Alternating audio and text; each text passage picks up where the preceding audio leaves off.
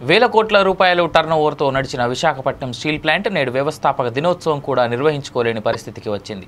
అత్యంత కష్టకాలంలో సామర్థ్యానికి మించి 110% ఉత్పత్తి సాధిస్తున్న కార్మికులు, ఉద్యోగులను భుజం తట్టి ప్రోత్సహించేందుకు కూడా వెనుకాడుతోంది. కర్మాగారం ఏర్పాటై ఫిబ్రవరి 18 నాటికి 43 ఏళ్లు అవుతోంది. వ్యవస్థాపక దినోత్సవాన్ని గతంలో ఘనంగా నిర్వహించేవారు. ఈ ఏడాది ఏకంగా ఉత్సవాలనే రద్దు చేశారు.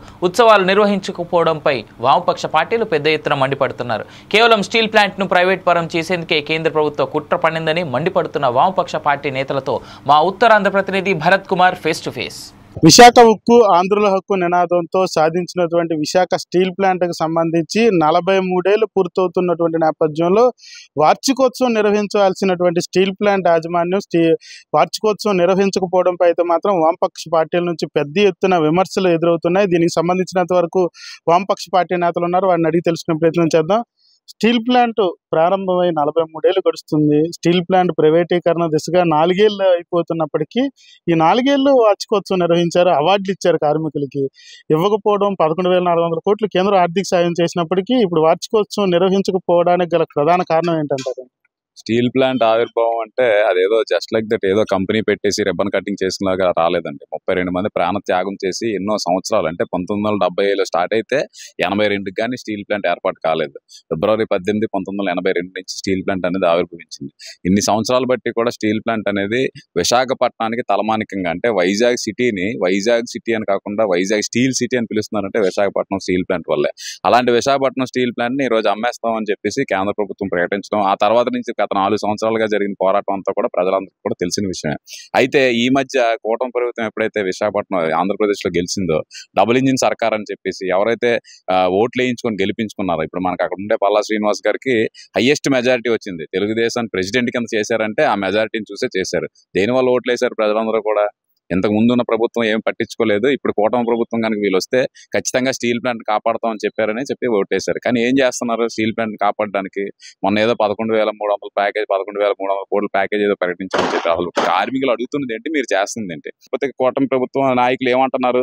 కాపాడడానికి మేము కాపాడడం ఎవరి నుంచి కాపాడుతున్నారు? మిమ్మల్ని నుంచి మీరు కాపాడుకోవడం మాకు అర్థం కాలేదు. బీజేపీ ప్రైవేటైజ్ చేస్తానంటది, బీజేపీ కాపాడుతానంటది. అంటే నరేంద్ర మోడీ ఇక్కడ రాముడా రావణాసురుడా? మనకు వచ్చేసరికి నరేంద్ర మోడీ ప్రకటించాడు కాబట్టి రావణాసురుడు అయిపోయాడు. ఎక్కడుండే బీజేపీ నేతలందరూ కూడా రాముళ్ళు అయిపోయారు. ఈ నెల అన్ని చంపేసి మనల్ని కాపాడిస్తాడు అన్నట్టు మాట్లాడుతున్నారు. అంటే ఇది దొంగ అరిచినట్టుంది. కాబట్టి ఈ కుయుక్తులందరినీ కూడా జనాలు అర్థం చేసుకుంటున్నారు. ఈ సెంటిమెంట్ ఏదైతే దెబ్బతీస్తున్నారో, విశాఖపట్నం స్టీల్ ప్లాంట్ అనేది ప్రారంభమైందే 32 మంది ప్రాణ త్యాగం వల్ల.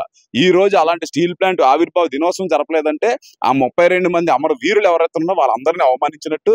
ఈ విషయాన్ని విశాఖపట్నం ప్రజలందరూ కూడా గుర్తుపెట్టుకుంటారు. ఖచ్చితంగా ఈ ప్రభుత్వానికి గుర్తు చెప్తారు.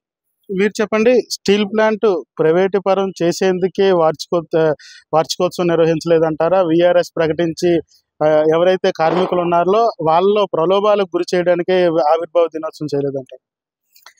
ఏదైనా విశాఖపట్నంలో ఒక స్టీల్ ప్లాంట్ ఆవిర్భవించింది అనేటప్పుడు అది ఎప్పుడు ఆవిర్భవించిందో దాన్ని సంబంధించి వార్షికోత్సవం చేస్తారు ఎక్కడైనా సరే. కానీ మరి ఇక్కడ ప్రైవేటు పరం పూర్తిగా చేసేద్దాం అనే ప్లాన్ మీద వేసుకొని మొత్తం ఈ వార్షికోత్సవం అనేది చేయలేదు. అయితే కార్మికులందరిలోనే కూడా ఆందోళన అనేది తప్పనిసరిగా ఉంది. ఇదేంటి ఇంతమంది ప్రాణత్యాగాలు చేసిన తర్వాత కూడా వచ్చిన తర్వాత కూడా ఈ రోజు ఆవిర్భావ దినోత్సవం చేయబడబట్టి మరి ఇన్ని రోజుల పాటు చేశారు కదా, 2 సంవత్సరాల పాటు, మరి ఇప్పుడు ఎందుకు చేయట్లేదని చెప్పని వాళ్ళలో కూడా ఆందోళన ఉంది. అలాగే ప్రజల్లో కూడా ఆందోళన అనేది ఉంది. ఏదేమైనా సరే మాత్రం స్టీల్ ప్లాంట్ని ప్రైవేటు పరం చెయ్యాలి అనేది మాత్రమే బీజేపీ యొక్క ప్లాను.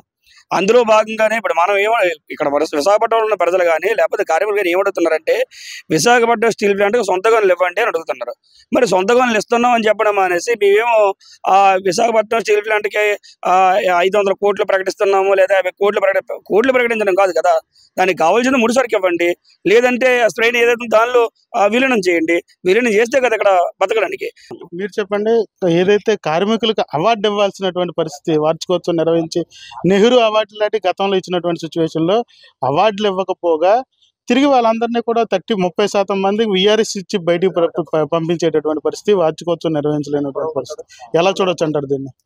ముఖ్యంగా ఏదైతే ప్రభుత్వం ఎన్డీఏ ప్రభుత్వం అధికారంలో రావడానికి కారణం, ముఖ్యంగా ఉత్తరాంధ్ర జిల్లాల్లో అత్యధిక స్థానాలు కానీ అత్యధిక మెజారిటీ రావడానికి కూడా కారణం కూడా స్టీల్ ప్లాంట్ సెంటిమెంట్. ఈ ప్రభుత్వంలో స్టీల్ ప్లాంట్ని కాపాడుతారని చెప్పేసి ఒకే ఒక ఆశతోటి ఈ ఉత్తరాంధ్ర జిల్లాలో టీడీపీకి అత్యధిక సీట్లు వచ్చాయి. ముఖ్యంగా మన గాజువాక ప్రాంతంలో ఎవరైతే పల్లా శ్రీనివాసరావు ఉన్నారో అత్యధిక స్టేట్లోనే అత్యధిక మెజారిటీ వచ్చింది. చిత్తశుద్ధి అనేది ముఖ్యం, కీలకం. స్టీల్ ప్లాంట్ నిజంగా మీరు ప్రభుత్వ రంగంలో కొనసాగిస్తారా లేదా ప్రైవేటీకరణ చేస్తారనేది స్పష్టత అయితే లేదు. ఈ మధ్యకాలంలో నరేంద్ర మోడీ గారు విశాఖపట్నం పర్యటన చేశారు, ఆ రోజు కూడా క్లారిటీ ఇవ్వలేదు. అంటే వీళ్ళు క్లియర్గా వాళ్ళు మనసులో ఉన్న మాట ఏంటంటే బీజేపీ కానీ ఇక్కడ ఎన్డీఏ ప్రభుత్వం కానీ వాళ్ళు క్లియర్గా 22,000 ఎకరాలు స్టీల్ ప్లాంట్ భూములు ఉన్నాయి. ఆ భూముల్ని వీళ్ళు ప్రైవేట్ వ్యక్తులకు అమ్ముకోవాలని చెప్పేసి ఒకే ఒక కారణంతో మేము ప్యాకేజ్ ఇస్తున్నాము, కార్మికులకి అది ఇచ్చేస్తున్నాము, జీతాలు ఇస్తున్నాం అని చెప్పేసి ఒట్టి మాటలు తప్ప చిత్తశుద్ధి అయితే లేదు. ఈరోజు కేంద్రంలో మన పార్టీ మన ఎన్డీఏ ప్రభుత్వం మద్దతుతోటి కేంద్రంలో బీజేపీ ఉంది. మరి నిజంగా అడగాలనుకుంటే ఆ రకంగా అడిగి మన రాష్ట్రానికి రావాల్సిన నిధులు కానీ హక్కులు కానీ అలాగే స్టీల్ ప్లాంట్ కావాల్సిన హక్కులన్నీ తెచ్చుకోవచ్చు. కానీ వీళ్ళు ఏంటంటే అంతరంగంగా వీళ్ళు కమిట్ అయ్యారు. ఈ 22,000 ఎకరాలు ఏవైతే ఉన్నాయో ఈ భూములు అమ్ముకొని ప్రైవేట్ వ్యక్తులు కట్టబెడదామని చెప్పేసి ఒకే ఒక కారణం తప్ప వీళ్ళు చిత్తశుద్ధి లేదు. కేంద్రంలో బీజేపీకి లేదు, రాష్ట్రంలో ఉన్న ఎన్డీఏ ప్రభుత్వానికి కూడా లేదు. ఎప్పటికైనా మీరు ఏ సెంటిమెంట్ అయితే అధికారంలోకి వచ్చారో ప్రజలు సెంటిమెంట్ మీరు గుర్తించి ఈ రోజు నిజంగా వార్షికోత్సవం రోజు అమరవీరులను అవమానించారంటే దానికి వేరే కారణం ఏంటి అంటే రియల్ ఎస్టేట్ వ్యాపారం చేద్దామనా, 22,000 ఎకరాలు అమ్ముకుందామనా ప్రైవేట్ వ్యక్తులకి, మీ ప్రభుత్వాన్ని కూడా ప్రైవేటీకరణ చేయండి అంటే ఆ రకంగా మీరు ప్రజలను మోసగించొద్దు. ఎప్పటికైనా తప్పు తెలుసుకోండి, స్పష్టంగా స్టీల్ ప్లాంట్ విషయంలో స్పష్టత క్లియర్ చేయండి. లేని యెడల ప్రజలందరూ కూడా ఉవ్వెత్తున లెగిస్తారు. మళ్ళీ మీ ప్రభుత్వానికి గత ప్రభుత్వానికి పట్టిన గతే మీ ప్రభుత్వానికి కూడా పడుతుంది. మరి ముఖ్యంగా చూడొచ్చు స్టీల్ ప్లాంట్కి సంబంధించినంత వరకు వార్షికోత్సవం నిర్వహించకపోవడంపై అయితే మాత్రం పెద్ద ఎత్తున ఆందోళన వ్యక్తం అవుతున్నటువంటి పరిస్థితి కనిపిస్తూ ఉంది.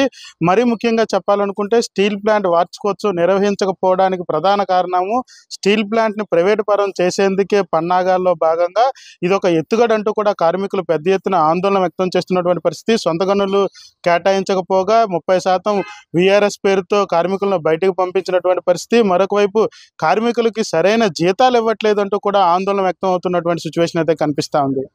కెమెరా పర్సన్ మహేష్తో భరత్, 4 సైడ్ టీవీ, విశాఖపట్నం నుంచి.